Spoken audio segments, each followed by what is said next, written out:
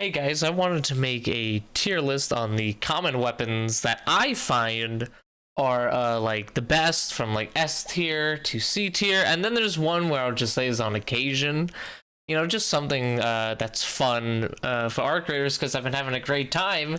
And interestingly enough, I think like most of the guns can do very well, and that's great, right?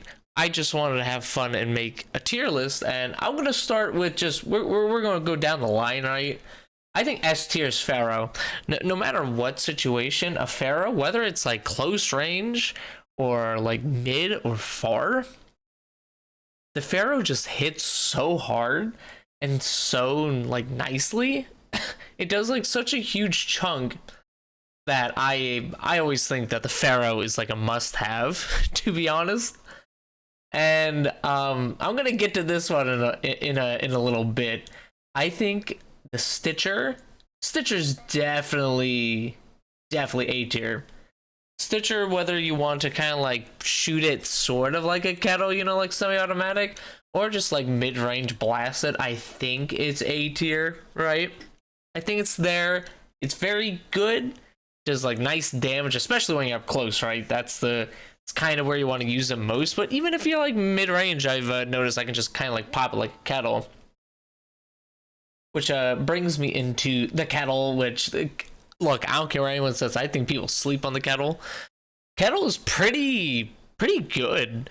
Like, when it hits, and especially the times you hit it, it does a good amount of damage. I've at times actually swapped out a kettle for a Stitcher because like I didn't have like a Pharaoh, and the Stitcher was just a little too short of range, where the kettle, you can hit some shots and actually do a decent amount of damage, where if you hold down the Stitcher, then I feel like it like misses a lot. So I'm gonna be honest, I'm gonna put the kettle above the Stitcher. Then we're gonna get a B tier. Look, I don't care what anyone says. I think the Rattler is like, I think because of its magazine size, it's garbage. Not really garbage. Okay, hold up. Maybe not garbage, but it's a bit like if I wanted something long range, like if I wanted to tap it, then I'm just gonna go for a Pharaoh, right? Why go with a Rattler when I have a Pharaoh? And if I want to do something medium range, why don't I just do a kettle or a Stitcher? That's kind of how the Rattler feels for me. And the fact that I don't think you can do an upgrade to up its magazine size kinda is rough. And then Hairpin, not gonna lie, Hairpin is pretty nice when you're playing solo.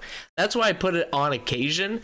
I don't think it does any type of damage output at all. But when you're playing solo, you can actually, you can hunt down arcs if they catch you or if they're close to you.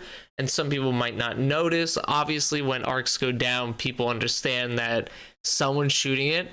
But in solos, when I was using nothing but a hairpin, I've been able to kill some people without them realizing, or kind of let them know I'm there. The PvE solo experience. Sometimes I actually like hit someone in the dome while they're like looking for something, and they're like, "Hey, who's that?"